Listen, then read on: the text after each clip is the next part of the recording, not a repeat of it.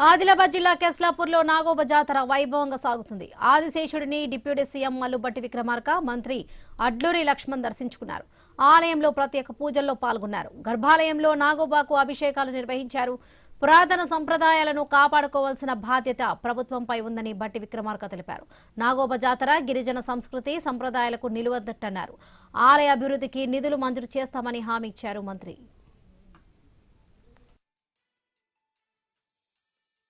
నాగోబా దేవాలయంలో దర్శించుకొని వారి ఆశీస్సులు తీసుకొని బయటకు వచ్చాం.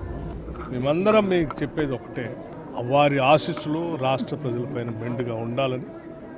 ఈ రాష్ట్రం సర్వతోముఖంగా అభివృద్ధి చెందుతూ ఈ రాష్ట్రంలో వ్యవసాయం కానీ, వనరులు కానీ, అట్లాగే పరిశ్రమలు కానీ, లేకపోతే ఇతరత్ర ఇన్ఫ్రాస్ట్రక్చర్ కానీ, సర్వీస్ సెక్టర్ కానీ పెద్ద ఎత్తున అభివృద్ధి చెందాలని, తద్వారా ప్రపంచంతో ఈ రాష్ట్రం పోటీపడి స్థాయిలో ఎదగటం కోసం ఈ రాష్ట్ర ప్రభుత్వం గౌరవ ముఖ్యమంత్రి రేవంత్ రెడ్డి గారి నాయకత్వంలో ఈ కేబినెట్ తీసుకున్న 2047 $3 ట్రిలియన్ ఎకానమీ దశకు చేరుకోవటం కోసం నేను చేసేటువంటి మా ప్రయత్నాలన్నీ కూడా సఫలీకృతం కావటం కోసం ఆశీర్వదించవలసిందిగా ఆ భగవంతుని కోరు.